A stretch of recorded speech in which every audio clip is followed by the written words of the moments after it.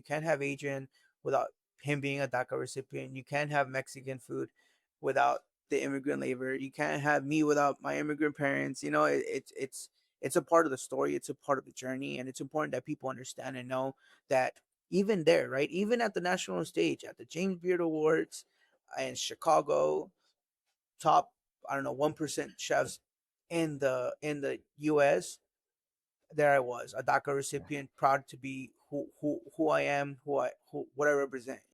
This is NILC's Freedom to Thrive podcast, where culture and power meet solidarity in action.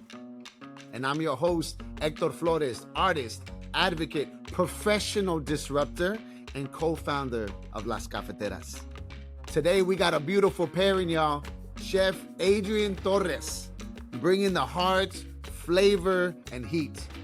And NILC's Diana Pliego, senior campaign strategist at NILC, who leads the DACA team and the First Gen Fellows program, fighting every day to protect immigrant youth.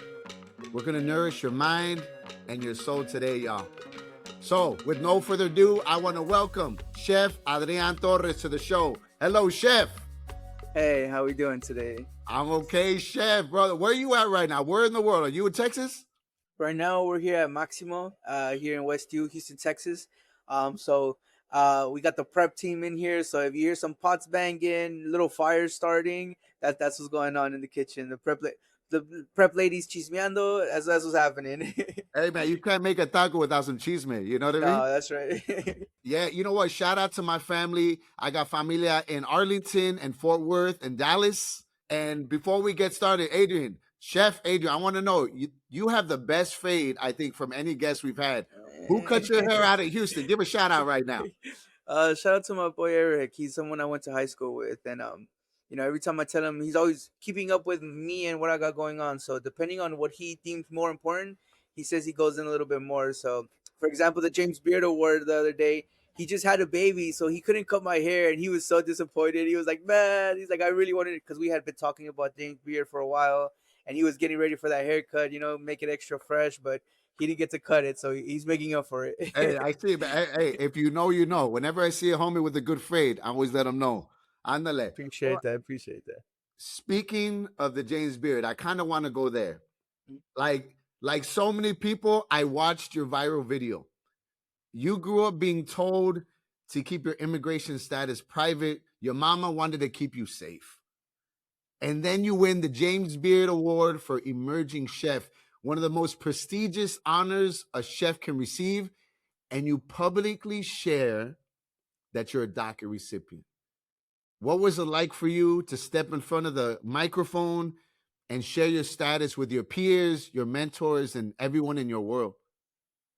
Man, it was an amazing feeling, That room itself, it's filled with people who are in the industry, who grew up, who not only grew up but like work in kitchens and understand what that means. There's like a thing here in kitchens where the community, we know what it's made up of, and sometimes people don't talk about it, but we know who's working in the back, we know who's washing the dishes, who's cooking up the food, and that's us, and especially in that room, like I said, I'm surrounded by peers, people who are like me, who understand what all comes with this industry, who also are very aware of the times, with everything that's been going on, especially in restaurants. It's kind of like it's a touchy subject, especially in restaurants, because it's composed of immigrant labor. So me being able to go up there and just speak some truths and just lay it down, man, it was an amazing feeling.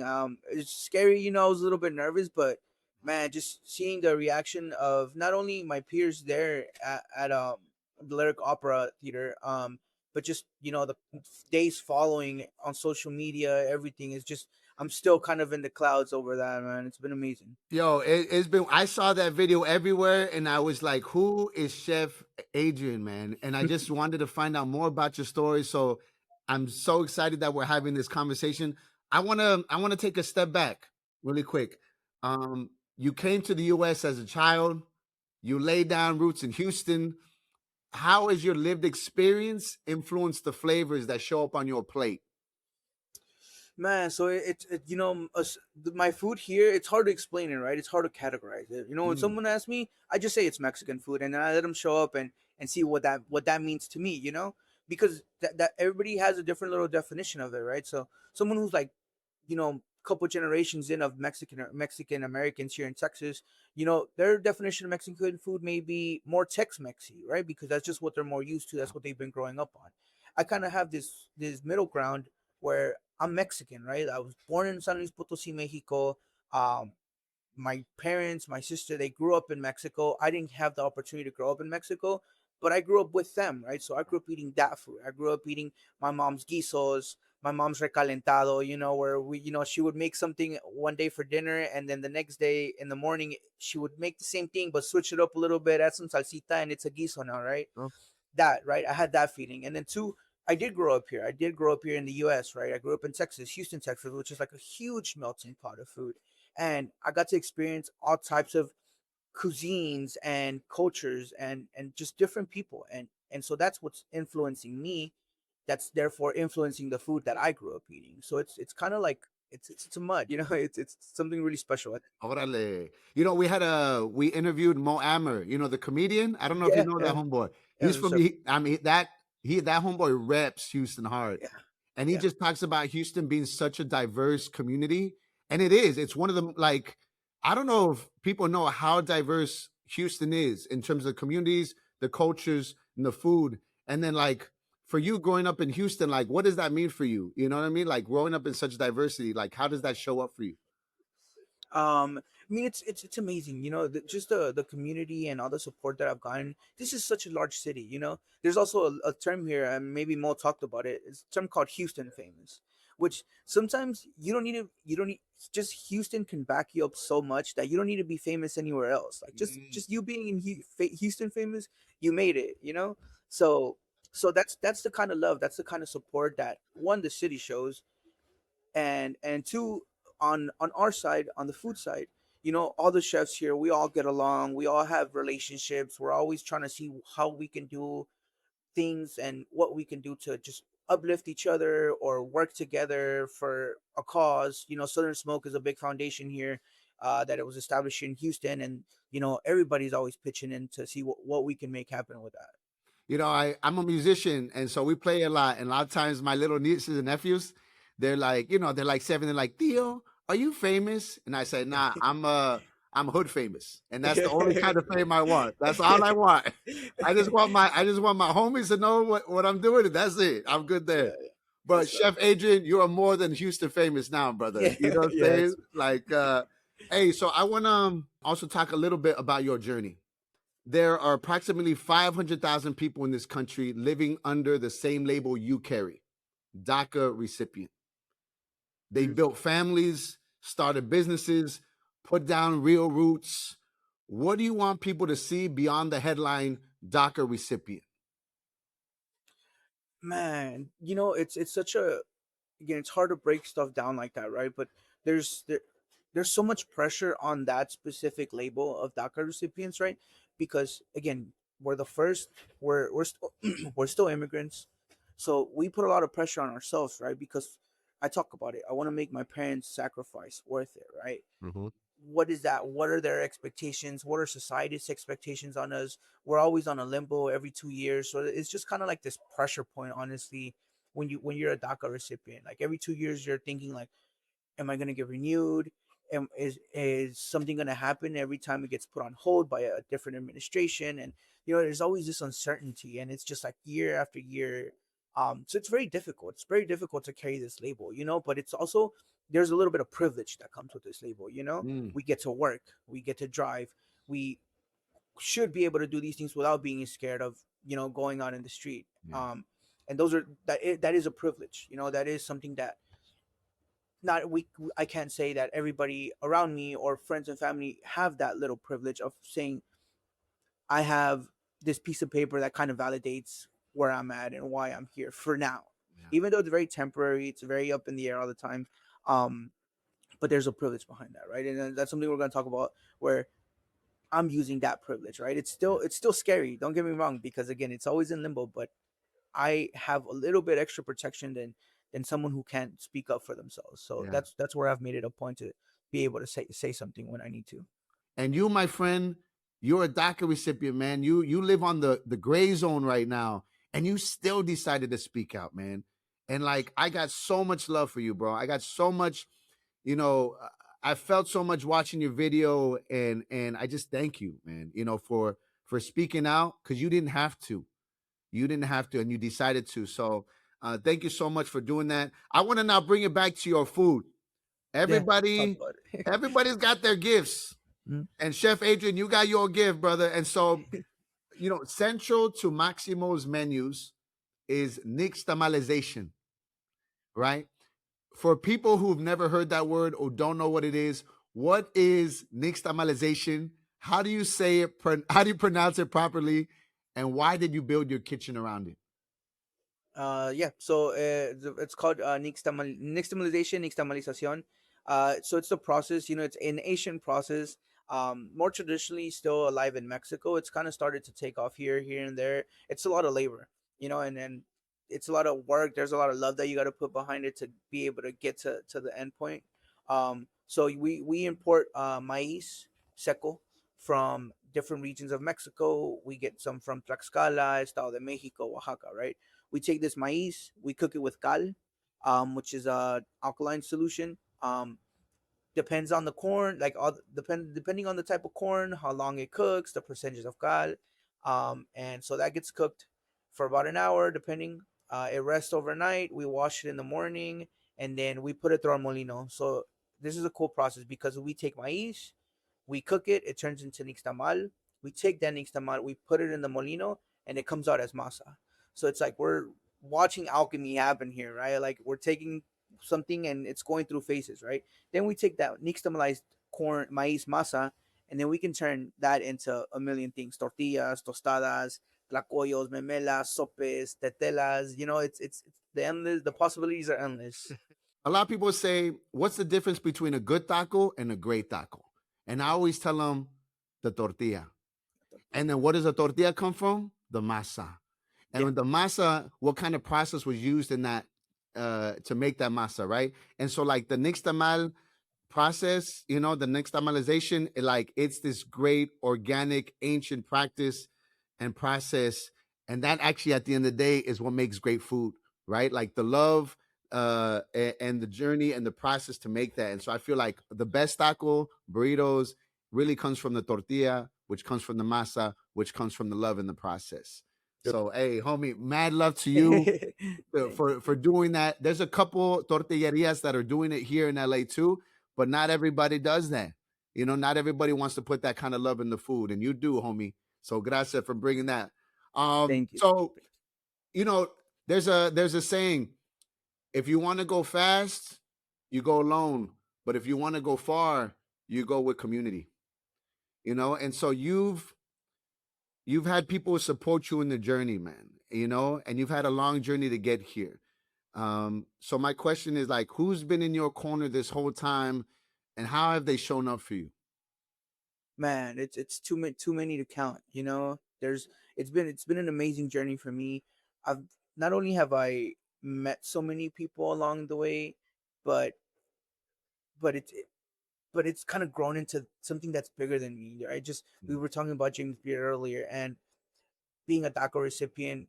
When we started talking about like me maybe being a finalist and having to go to Chicago, I can't fly, right? And I was just even having conversations. I didn't ask anybody. I didn't say like, "Hey, can you help me?" Friends out of their love of their heart.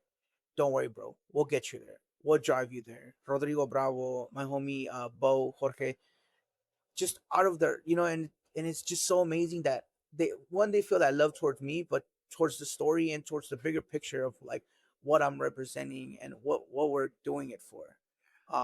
So yeah, Chef Seth Siegel Garner, he's been my mentor. He's my boss here in the company that I'm working for, the restaurant group that I'm working for, and he's also just been in my corner from day one, and even past just work and me being an employee and him being my boss. Like we've built a relationship where if I ever need something, I know I can call him at 2 a.m. Like, hey bro, what's up? We gotta get down with something, like I know he'll be like, "Ay boy en camino," stuff like that, and it's something very special, and I'm so blessed to be able to say that, right? Like I can call Chef Thomas Billy up right now and ask him like, "Hey, Chef, I can't figure this recipe out. I'm having a hard time," and he'll, "Okay, I boy," Yeah, someone from LA too, So yeah. it's really special to be able to not only say that but have that in my life. Orale. I always think, we are elders in training, you know, and I feel a lot of us, we are getting the mentorship from people that one day we will be giving to others, and so, you know, if your younger self, right, before Chef Adrian, but we're talking about little chavalito, little Yeah. Adrian Torres, if your younger self, the one who was told to stay quiet, could see you on the James Beard stage, what would you want him to know? Man, just don't give up, Échale ganas. That's something that's always been persistent in my life and in family and friends. Échale ganas, Just I've always also said, what you put into something, you're gonna get out of it. Boom. So I always make sure that if I'm gonna do something, I'm gonna do it right. I'm gonna do 150%. I'm no 75, no medias. I'm going all the way in, and Hey. so far it's been reciprocated to me times 10. Chef Adrian, these are wild times, hermano. I ain't got to tell you. And I feel like there's a lot of fear in the community. There's a lot of not knowing. And, there's an elder that once said, we should walk cautiously, not fearfully. My question to you is, what message do you have to other DACA recipients, to the immigrant community, and to folks who are feeling, fear in this time? What would you say in this time? Man, I've never heard that one. Walk cautiously, not fearfully. That's beautifully put. I think everything that's happening around us every single day, right? Especially with social media, everything just we digest everything immediately and we get to see it, but then we go on to the next thing, and we forget like that feeling is not okay. We're not supposed to be scared. We're not supposed to be scared to, go to the grocery store. We're not supposed to get scared to get on the bus and go to our job, take our kids to school. Like that's something that I hear that and I see that and it breaks my heart because that's not a way to live. That's not what we're here for. We're here to provide, we're here to do good, we're here to take care of our families, and we can't do it if we're scared. We're continuously being put down, and it's a lot easier said than done, of course, right? Just don't feel that way, right? It's a lot more complex than that. But I think if we just wake up and put our right foot forward every day, um and do what we're supposed to do, right? Just keep doing what we do, working hard, being productive. Um, I think that's how we get to where we need to Yeah. go. Chef Adrian, when you were given the award, the James Beard Award for Emerging Chef, you didn't have to say you were a DACA recipient. What pushed you or motivated you to share to the world who you are on that stage? Man, it's a part of who I am, right? We talked about it. Adrian Torres, DACA recipient. Everything that's come out about me, there's always Adrian Torres, my age, and the fact that I'm a DACA recipient, and it's a part of who I am. It comes with my food. You can't have Adrian without him being a DACA recipient. You can't have Mexican food without the immigrant labor. You can't have me without my immigrant parents. It's a part of the story. It's a part of the journey, and it's important that people understand and know that even there, right? Even at the national stage, at the James Beard Awards in Chicago, top, I don't know, 1% chefs in the US, there I was, a DACA recipient, proud to be who I am, what I represent. For I, Chef, I love it, man. I love you. Give me, bro. I get emotional just thinking about it, man. Just asking you the question. You have a beautiful journey ahead of you. I love the fearlessness that you carry, because you also remind us that we are a proud people, that we are a brave people, and that we've always gone through so much. So my question to you: what's next for Adrian? Right now, just kind of the restaurant's busy, right? This is still where I'm at. I still got a restaurant to run. As much as I want to go off and be a social media and do this and do that, I still got a restaurant to run. So that requires a lot of attention, a lot of time, a lot of effort, And so just kind of making sure that everybody that comes to the restaurant, they're happy. Everything aside, there's an expectation, right? There's an expectation like, oh, this kid won a James Beard Award. This kid is out here talking about how he's Mexican and he's making Mexican food. Now, when the Mexicans come, I gotta make sure that Mexican food tastes like Mexican food, So I gotta make sure that we're firing on all cylinders, and just the restaurant continuing to thrive and doing what it needs to do, right? So that opens up more doors, right? Yeah. The James Beard Award is opening doors. The social media, I mean, we can talk about social media. My social media went from like 2,800 followers on Monday before the ceremony, and I'm currently at 32,000 Oh, followers. bro. So it just blew up. I've received thousands of beautiful messages from like the community. People just a lot of a lot of a lot of people calling me Mijo, and every time I read that, like I get a little bit choked up because it's such a special thing, like Yeah. they don't know me, they don't know, they haven't seen me grow up, but they see a Mijo, right? They see someone that they're like, échale ganas, and that's, oh man. I sit with my fiance and I read messages sometimes, and we just sit there and we just cry, just because of how beautiful and just like honestly, I feel weird saying this, but it's almost like hope, like people see me talking about it and there's some hope there. There's some they feel spoken for, and again, it feels weird that say that that's what I'm doing, but after I get past that feeling, it's like I want to do it more. I want to be more out there. I want to talk about it more and and represent, and there's just and it's gonna happen, and it's gonna happen, little by little, but we're gonna get there. Yeah. Yeah. And Chef Adrian, where can people follow you right now? Like if I want to follow your journey, where do I go? Where can I see? Yeah, on Instagram at Chef Adrian Torres. And then if anybody's in Houston ever, or anybody who's already in Houston, you can find a restaurant at Viva Maximo Houston. Okay. I'm from LA, homie. I'm from East LA. And we always brag about having the best tacos, the best Mexican food, man. I can't wait to get out to Houston, what I'm saying, and see what's going on over there. You know what I'm saying? Because Yes, sir. Come check us out. I want you to give us a run for our money, homie. You know what I mean? I'm doing my best, man. I'm doing my best out here. Hey, Chef Adrian, thank you so much for your bravery, for your food, for your music, for your gifts. Gracias, hermano. E síguele, échale ganas, and I can't wait to see what's left on your journey, hermano. Ándale. Thank you so much. I appreciate it. And that was Chef Adrian Torres, winner of the James Beard for Merching Chef Award. Thank you so much, hermano. And now we get to meet NILC's senior campaign strategist, Diana Pliego. Welcome, Diana, to the podcast. Hi, awesome. I'm so happy to be here. Thank you so much for having me. It was so cool to see Chef Adrian talk about all this important stuff.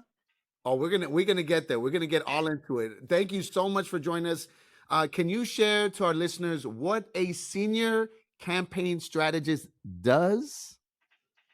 Oh, that's a hard question. I do a lot of things. I lead the DACA campaign at NILC, which means help manage a team that really comes together to focus on keeping up with what's happening with DACA, and really finding ways to push back on advocacy, whether it be at the congressional level, working with partners to really push back and uplift like what is actually happening, and also sometimes working directly with DACA recipients who are facing struggles, and how do we uplift those stories, right? How do we get them in the public eye so people know what's actually happening? Boom, boom, boom. Gracias, compañera. Okay, I want people to get to know the NILC team a little bit better. So here's one question I want you to answer. What is the most dangerous thing you have eaten? That is such an interesting question. I feel like probably something that was expired that I was like, I don't care. I'm hungry. I'm craving this. I'm eating it. Oh, okay. Thank you for that. All right, Dana, let's get down to business. For our listeners who aren't familiar, can you briefly explain what the DACA program is?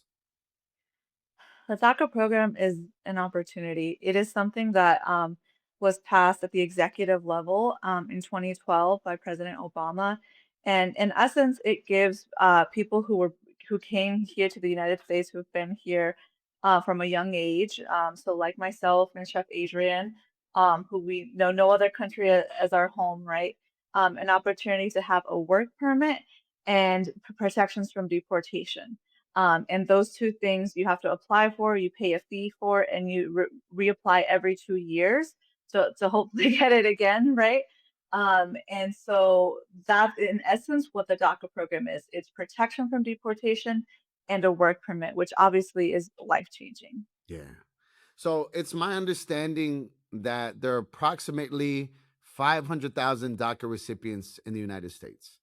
I've seen multiple news reports indicating that DACA recipients have been targeted during the immigration sweeps. Can you briefly explain how this administration is actively targeting DACA recipients? Yes, and this is one of the most devastating things that we never thought we would see for people who have active DACA protections. Starting with the amount of people who have it right now, was just looking at those numbers recently actually, and yes, there are approximately 500,000 DACA recipients, but recent reporting from March has shown that those numbers have gone down. And if you look a little bit at the data, we do actually think that some of the reason why some of those numbers have gone down pretty drastically is because of some of the renewal delays that DACA recipients are facing. So I mentioned that you apply for this program, every 2 years you have to renew.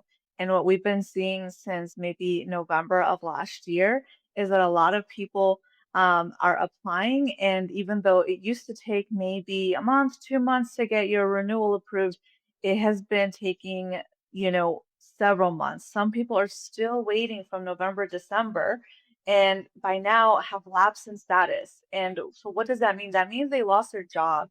That means they lost their ability to work. That means possibly, I mentioned I was a former DACA recipient. My driver's license expiration date was always tied to my work permit. And so that means that they have lost their driver's license and now are not as safe driving to and from the grocery store, right?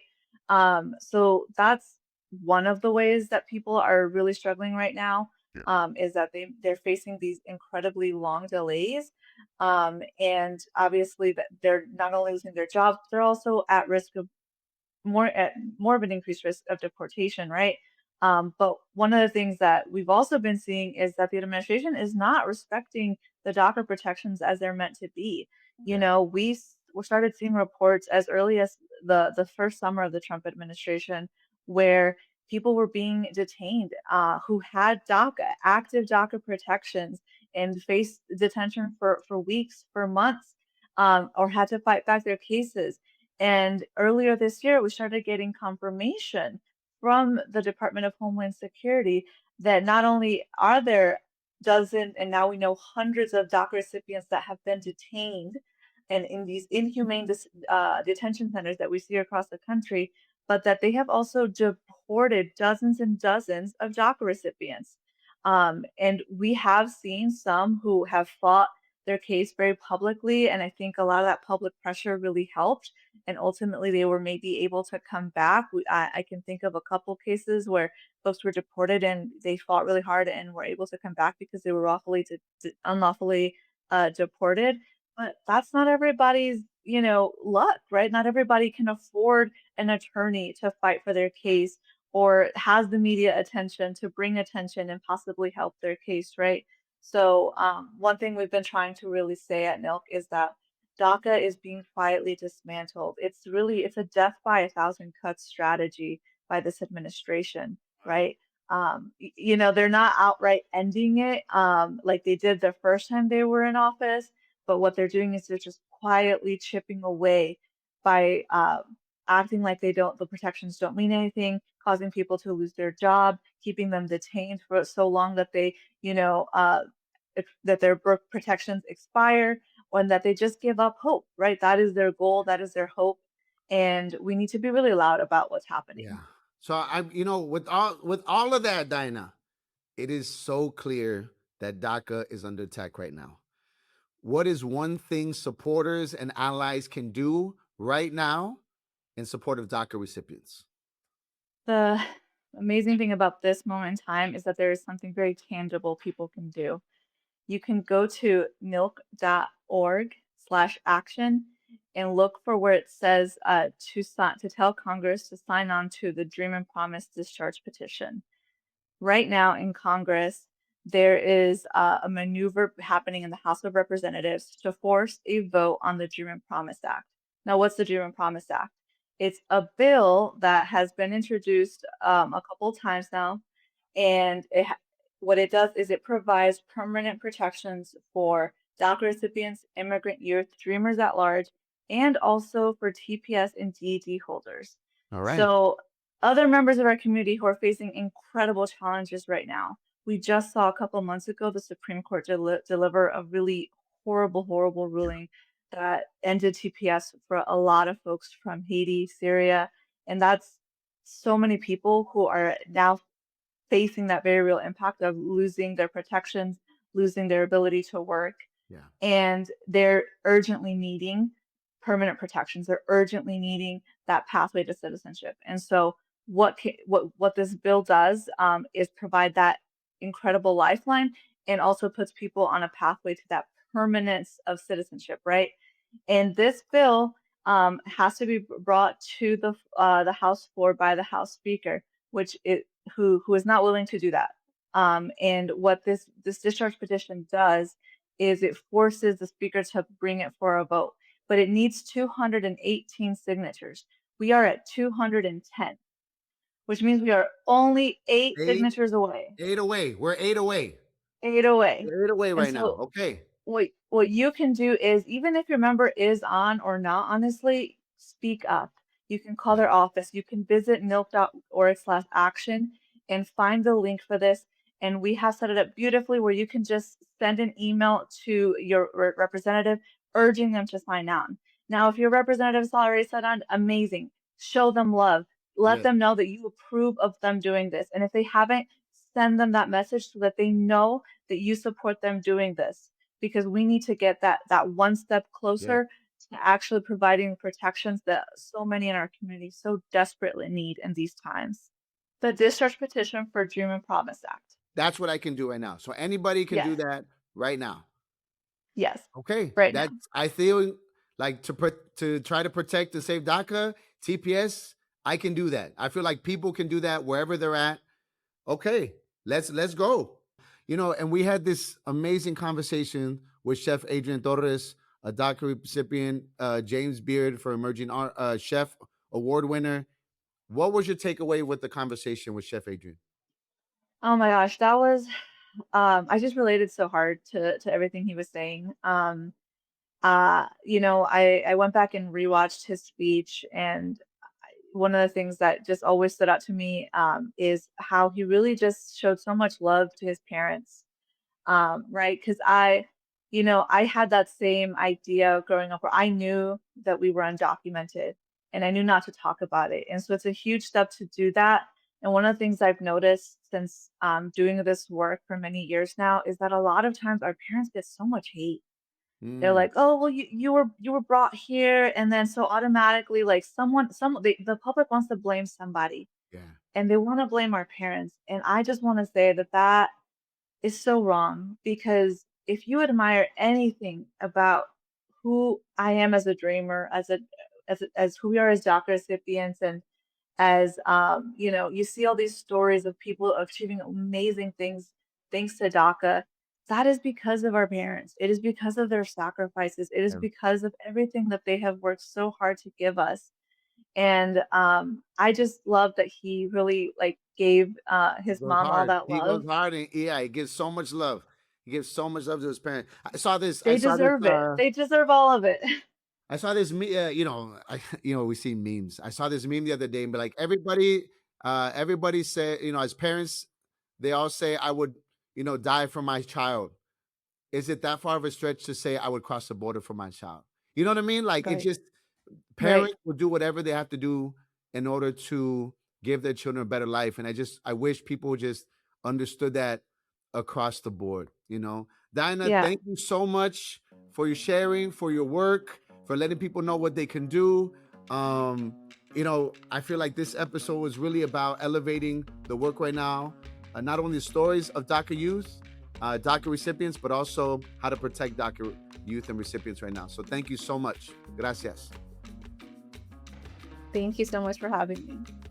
So thanks and much love to Chef Adrian Torres. Thank you to Diana, to the listeners, and everybody out there. Share this episode. If you know somebody in the immigrant community and the DACA community, this is how this work travels.